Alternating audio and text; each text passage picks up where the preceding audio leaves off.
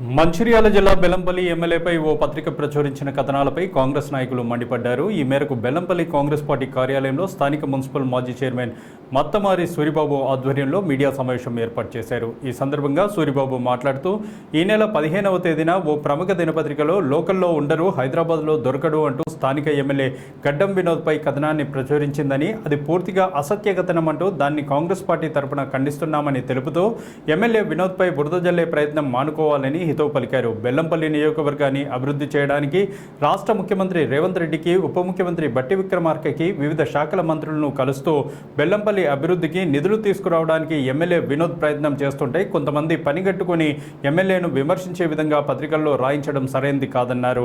MLA పైన దురుసుగా మాట్లాడిన, అసభ్యకరంగా రాసిన ఇకపై తాము ఊరుకోబోమని ఈ సందర్భంగా ఆయన హెచ్చరించారు. ఈరోజు బెల్లంపల్లి కాంగ్రెస్ కార్యాలయంలో సూరిబాబు గారి ఆధ్వర్యంలో కాంగ్రెస్ ముఖ్య కార్యకర్తల సమావేశం ఏర్పాటు చేసుకొని గత మే 15వ తారీఖు నాడు నమస్తే తెలంగాణ పేపర్లో వచ్చినటువంటి పత్రికకు ఖండించాలని చెప్పి మేమందరం ఒక నిర్ణయానికి వచ్చి, వాళ్ళు ఇష్టం వచ్చినట్టు అంటే బీఆర్ఎస్ పార్టీకి సంబంధించిన ఈ పత్రిక కావాలని చెప్పి ప్రభుత్వం మీద, మా ఎమ్మెల్యే గారి మీద అనుచితంగా వాళ్ళకి ఇష్టం వచ్చినట్టు రాసిండు. దీంట్లో ఏది కూడా నిజం లేదు.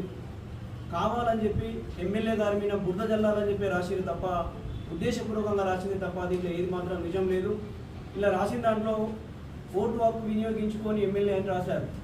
సరే అండి, ఇప్పుడు హైదరాబాద్ నుంచి ఇక్కడికి వచ్చి ఇక్కడే ప్రజల కోసము వారం 15 రోజుల నుంచి పార్లమెంట్ ఎలక్షన్లలో ప్రజలందరూ ఓటు హక్కును వినియోగించుకోవాలని ప్రతి గ్రామానికి తిరిగి ప్రతి ప్రజలందరికీ వాళ్ళకు మోటివేట్ చేసి ప్రజలందరినీ ఓట్లు వేయించిండు. మన పెద్దపల్లి పార్లమెంట్లో చూసుకుంటే 7 నియోజకవర్గాల్లో మన బెల్లంపల్లి నియోజకవర్గంలో ఓటు శాతం పెరిగింది. పెరగడానికి కారణము ఎమ్మెల్యే గారు ఇక్కడ ఉండి ప్రతి బూత్కు తిరిగిండు, ప్రతి విలేజ్కి తిరిగి ప్రజలందరినీ మోటివేట్ చేసిండు. కాబట్టి ఈరోజు పెద్దపల్లి పార్లమెంట్లో ఉన్న 7 నియోజకవర్గాల్లో బెల్లంపల్లి టాప్లో వచ్చింది.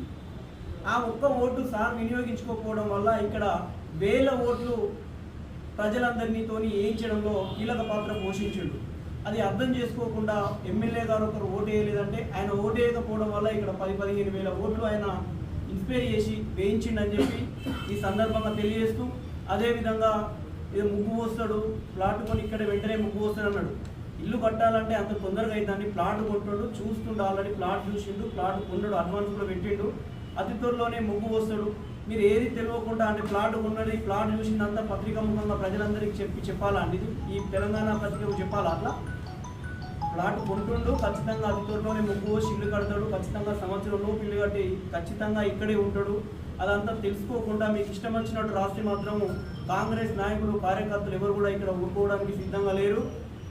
నమస్తే తెలంగాణ పార్టీని కావచ్చు, ఆ సిబ్బందిని కావచ్చు, మేము ఒకటే క్వశ్చన్ చేస్తున్నాం. మీరు నిజాలు తెలియకుండా ఇంకొకసారి ఎమ్మెల్యే గారి పైన నమస్తే తెలంగాణ కావచ్చు, ఇంకే బీఆర్ఎస్కి సంబంధించి కావచ్చు, బీజేపీకి సంబంధించిన ఎటువంటి పత్రికలైనా ఇంకొకసారి మా ఎమ్మెల్యే గారి పైన కావచ్చు, మా ప్రభుత్వం మీద కావచ్చు ఎటువంటి అంటే దురుద్దేశంతో రాస్తే మాత్రం కాంగ్రెస్ పార్టీ నాయకులు, కార్యకర్తలు ఊరుకోరని చెప్పి బెల్లంపల్లి నియోజకవర్గం తరఫున మేము ఖండిస్తున్నాం.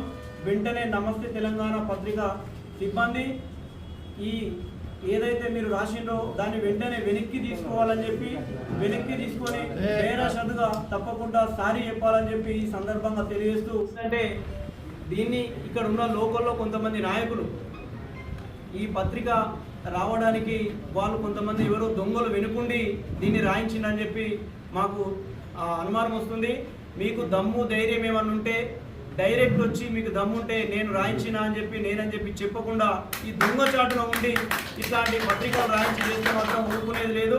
ఖచ్చితంగా ఈ 2-3 రోజుల్లో ఎవరో దీన్ని బయటికి తీస్తాం. బయటికి తీసి వాళ్ళకి ఏ పనిష్మెంట్ ఇవ్వాలో ఆ పనిష్మెంట్ కూడా చట్టపరంగా ఇస్తామని చెప్పి ఈ సందర్భంగా హెచ్చరిస్తున్నాం. జై హింద్.